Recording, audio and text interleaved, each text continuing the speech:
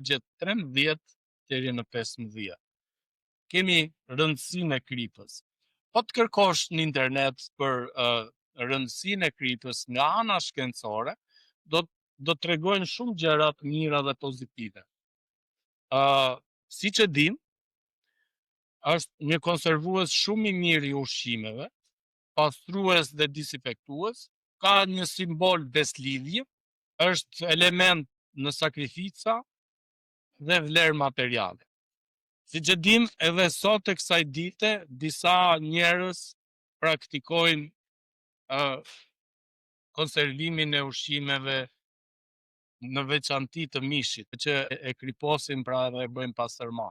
Gjithashtu, kripa përdoret edhe në pastrimin e rrugëve që në raste ngricash, në raste kur bie dëbor. Në Bibël përmendet kripa shumë herë, edhe gjithë tek Testamenti i Ri tregon rëndësinë e kripës për ushqime, gjithashtu tregon edhe sa e rëndësishme është kripa në jetën e përditshme. Ka vlerë materiale sepse në kohën e romakëve, veçanërisht në kohën e romakëve, u zhvillu shumë industria e kripës. Dhe çfarë ndodhi?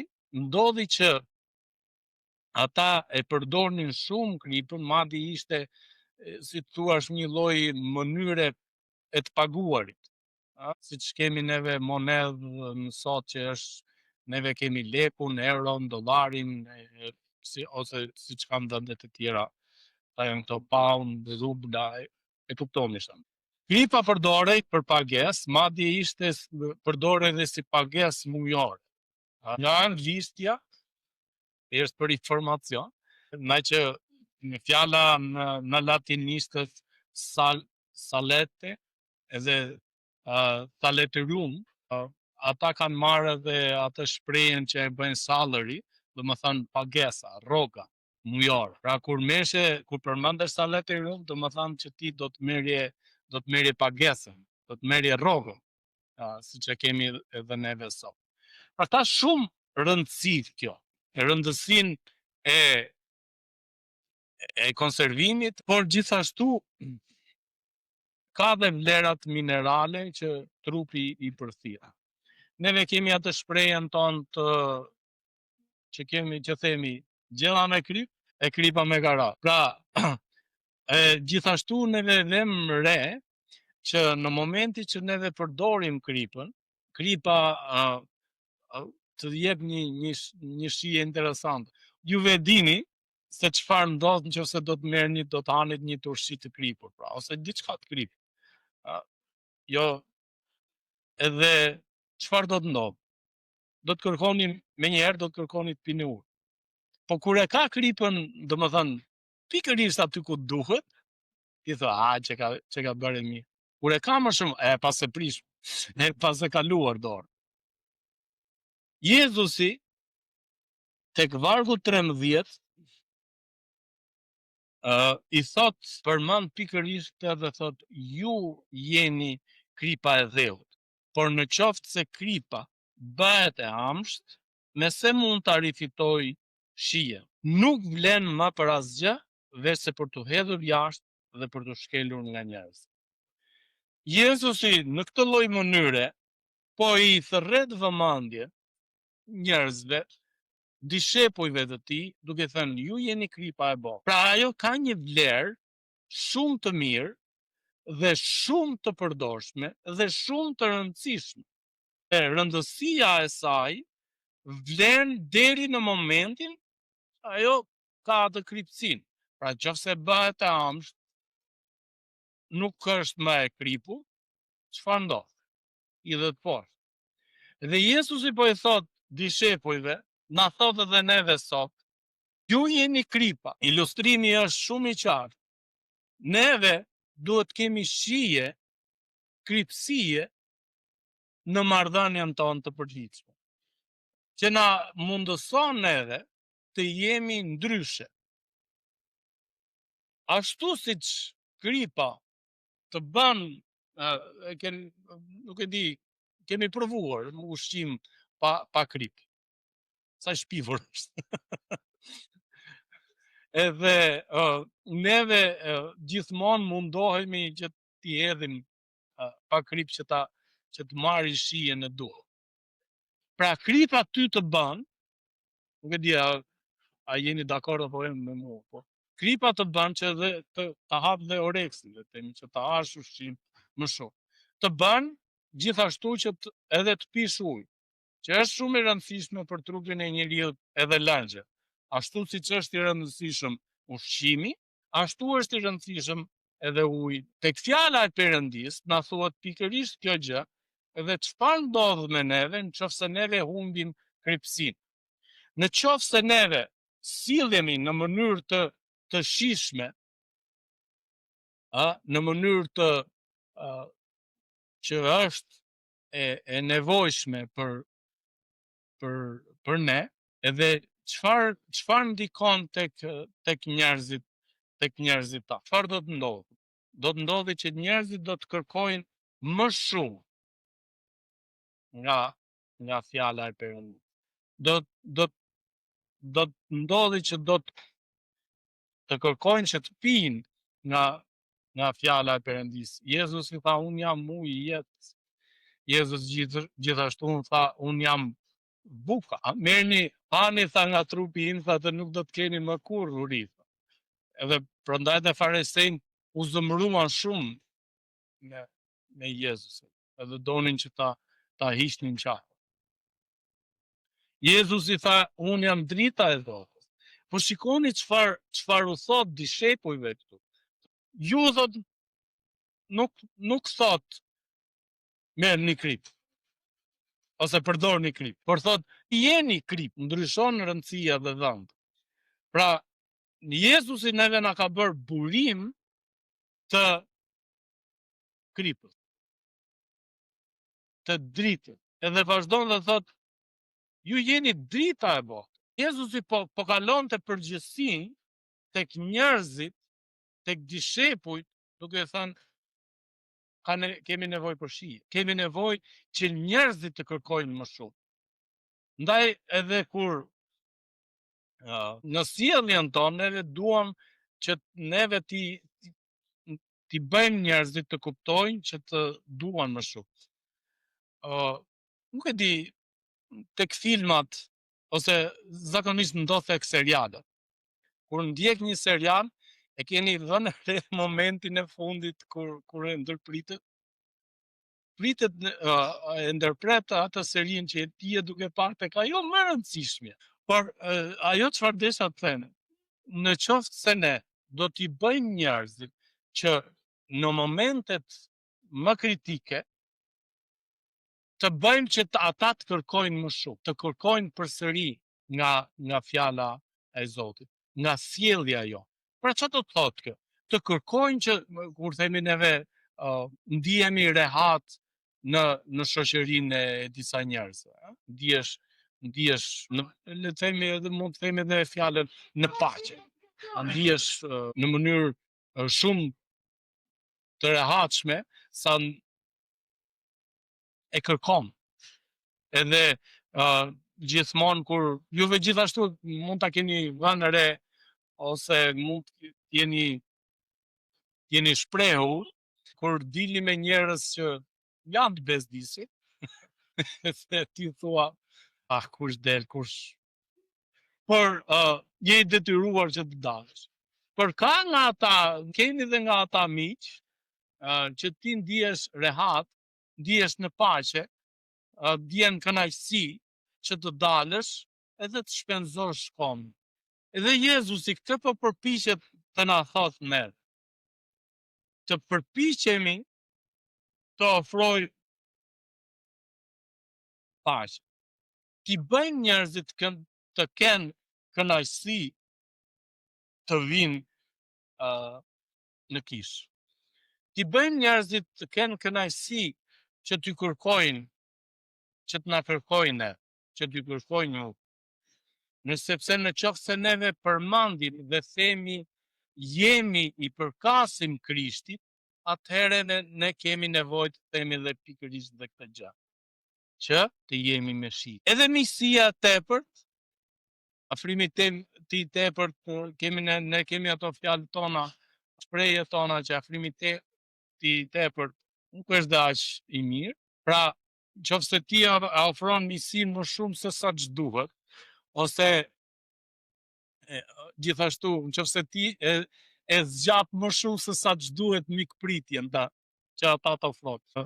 Pra, neve na Zoti nuk e di, na ka dhënë intuitën që kur shkojnë mik, neve kemi një kohë kur ndihemi rahat, por është një moment që është koha për të ngritur dhe për të larguar. Edhe ti vetiu fillon që mos të ndihesh rehat, edhe kërkon që të largohesh. Më thënë që të kesh kohë të krijosh një kohë pauze, në mënyrë që të kthehesh përsëri dhe të vazhdosh miqësinë. Shumë vargje biblike na përmenden. Vargu i parë është që neve lexuam së bashku: ju jeni kripa e dheut, por nëse kripa humbet shihen, me se do të kripet, nuk vlen më për asgjë. Ky është një gojë përkim. Veç se të hidhet jashtë dhe të shkelet nga njerëz. Gjithashtu edhe në shoqërinë dhe në miqësinë tonë, edhe me njerëzit që neve njohim, ne mund t'i ndajmë edhe këta njerëz që janë leperi pa krip pa shije. E kemi përdorur dhe shprehjen si pa shije i lloj njeriu, si pa nuk ndihesh rahat. Edhe neve ndonjëherë edhe me sjelljen që le shumë për dëshiruar, themi nuk është i rangut ton.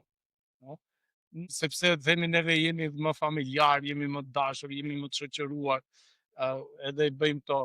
Nuk i pranojmë neve këtë lloj sjelljesh në mesin ton.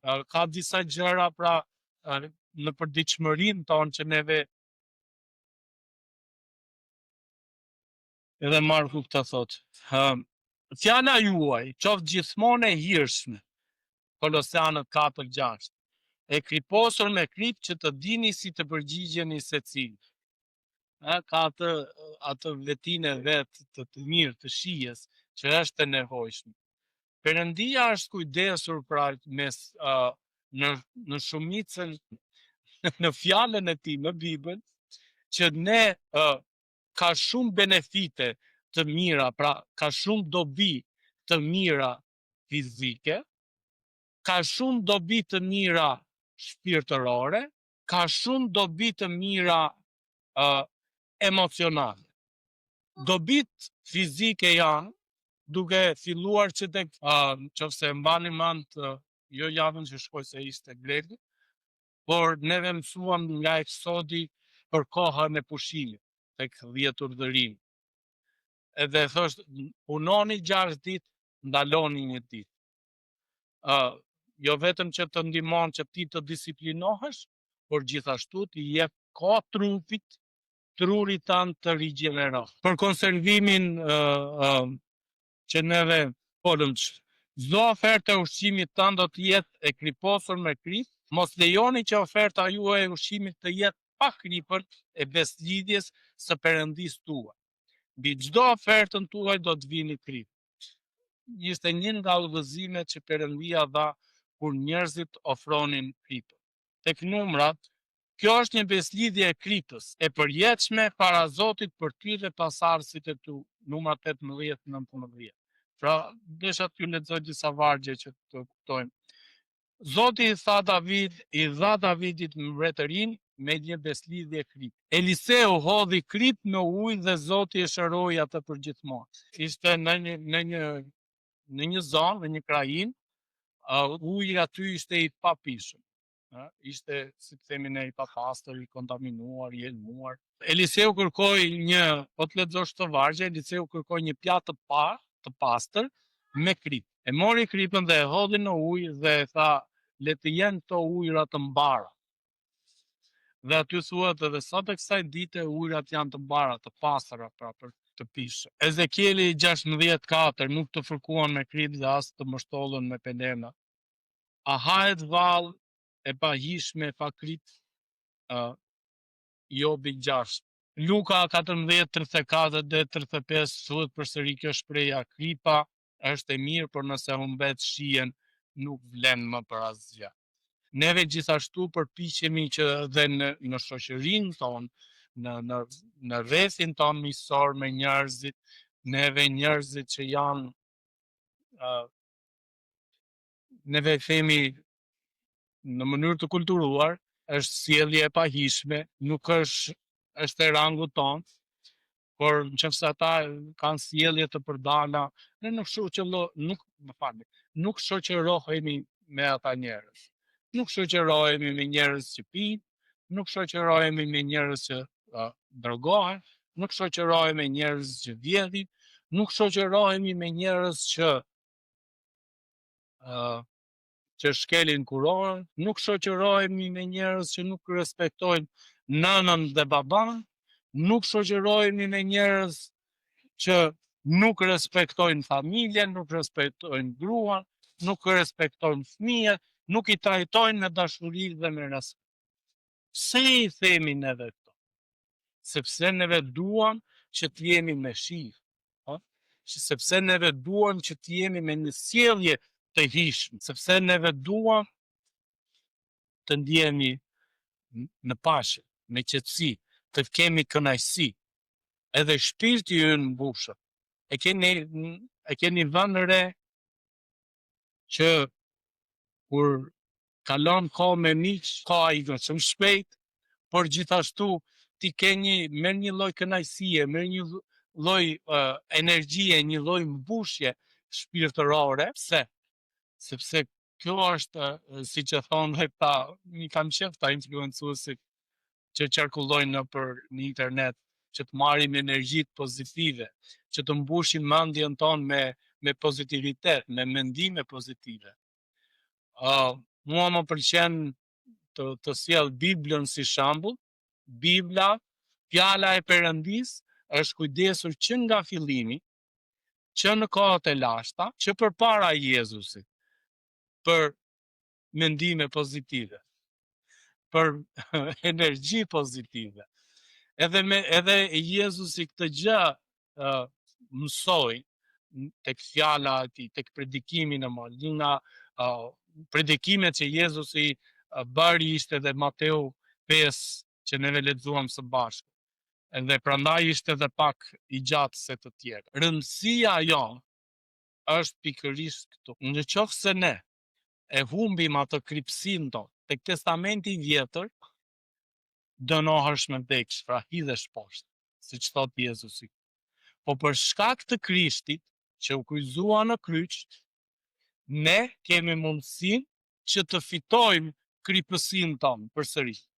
Duke rrëfyer mëkatet tona, e para e Gjonit kapitulli i parë vargjet 1 deri në 9 na thon pikërisht këtë gjë. Në qoftë se ti rrëfen mëkatet e tua, Perëndia do të fali, sepse është një Perëndi besnik. Sepse këtë fjalë na ka dhënë Jezusi. Ejani tek unë o ju të lodhur, o ju të raskapitur. Kur ne e kuptojmë, është shumë i rëndësishëm Luka kapitulli 15, vargu 17 që thot dhe ai erdhi në vete. Të gëzohemi shumë kur neve vim në vete dhe e kuptojmë që kemi bërë një gabim, kemi bërë një mëkat. Sepse kemi mundësinë që i kërkojmë Zotit falje edhe të jemi përsëri në marrëdhënie me Zotin, të kemi krejtësinë. Është shumë e rëndësishme marrëdhënia me Perëndin. Neve e kuptojmë në jetën tonë fizike, ndaj jemi të gjithë të rritur dhe e kuptojmë rëndësinë e të ushqyerit mirë. Perëndia na tha. Perëndia gjithashtu na tha të kujdesemi për mos marrë viruse. Ne në kohën e Covidit e mësuam që mos prekësh, mos takosh njerëz që janë të infektuar.